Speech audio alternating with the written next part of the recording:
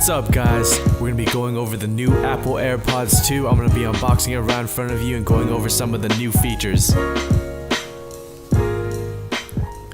So checking out the new box, it looks pretty much exactly the same as the old AirPods, but you do get 50% more talking time. Now you get 3 hours.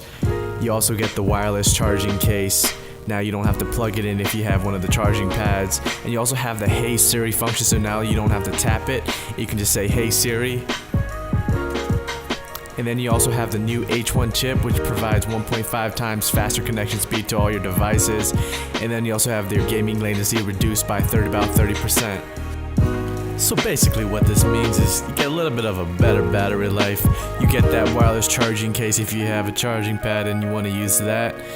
You get a little bit of a faster connection, and then you get that Hey Siri function so you don't have to tap it. Hey Siri, call my girlfriend. Which one?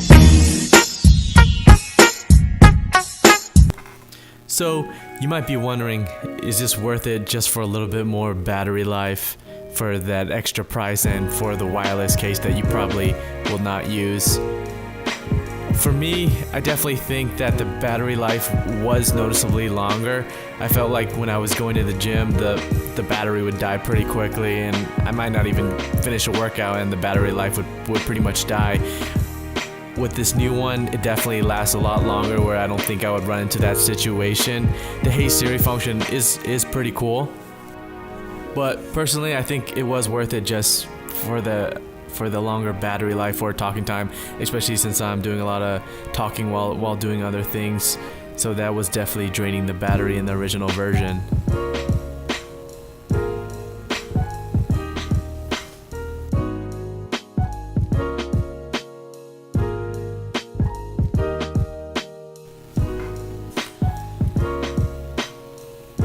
Dang, look at those things. Look kinda cool.